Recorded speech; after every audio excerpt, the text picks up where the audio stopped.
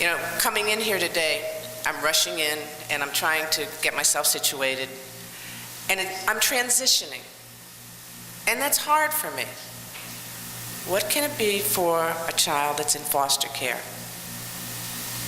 I'm an adult and a professional, and I have people that have trained me to do this.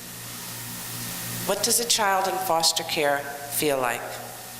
I remember one time up here when we were trying to make a point about foster children being moved so often. Some of the kids came up here and they brought suitcases with them because they wanted us to feel what it's like to be temporary.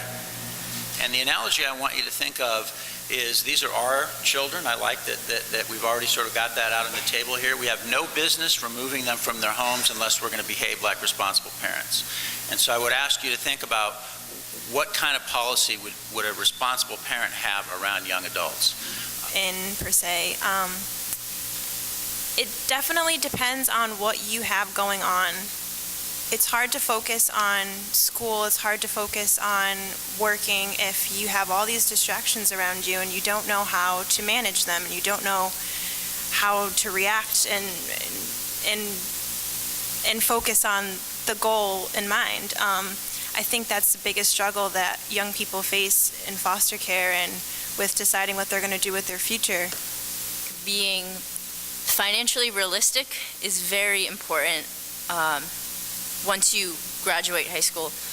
Through my school, I'm actually taking a class that makes us really realize how expensive things are and how little money you're making. And that can be said with anyone, but especially an 18-year-old who's starting off making $20,000 a year, where realistically your rent is half of the paycheck that you get every month. I think career building is something that you have to learn too, like trying to figure out what you want to do, interview skills. You know, there's so many things that go into it. Time management. All the things that you think of that come off the top of the head, but I mean, you may need a little bit more education, you know, for these kids that are growing up that might not have this stuff instilled in them by parents. So I think those are the keys that I used. I believe that being independent is a very important characteristic to have, or to adapt to at least. It's hard to be on your own when you're so dependent on the system, or so dependent on your parents, or anybody for that matter. You have to know and learn how to do things on your own, and if you don't have the answers to something, then you need to learn how to find the answers on your own. You can't always depend on somebody always being there for you. And I think it's really, really key for young people to have somebody that they can, I guess, turn to when they hit a roadblock. I really think that a big key to being successful in life is having that support system, having somebody to lean on when you need them, or having someone just, you know, cheer you up when you're down, or just say, no, this isn't a good decision. You really don't need to be doing this. Having someone to support you is huge. My younger brother is definitely one of those statistics. You know, he just, you know, things didn't work out for him the same way they worked out for me. You know, every part of me wishes he could be up here with me talking about the success we had and shared together, but that's just not a reality for me, you know, and that's just something I have to deal with. But, you know, a lot of his mental health issues went unchecked and weren't found when he was in the system, and you know, these things kind of festered and then became substance abuse problems, then crimes, and you know, these things that went unnoticed maybe could have saved his life. I mean, I haven't seen, heard, or been able to find my brother in 3 years, so you know, I pray every day that he's still, you know, somewhere safe and sound, but, you know, that's something I don't know. Guys, we are doing so much of what you heard today and what you heard is going on in other states. The difference is we're not capturing enough of the federal funds to pay for it, but we are doing it. We have a phenomenal post-secondary education program. We send over 500 children to college. I will tell you that we're not even talking the age of 21. In many, many instances, and I sign off on the waivers personally, we're talking about children up to the age of 23.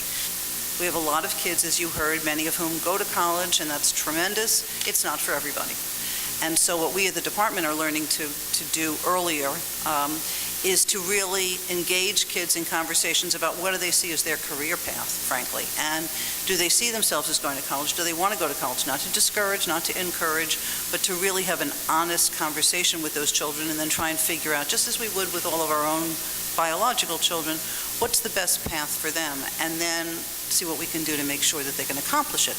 I know extremely well that turning 18 did not magically or suddenly make my children into adults. My husband and I continue every day to guide and support our young adult children as they thankfully continue to mature and, of course, make more than an occasional mistake.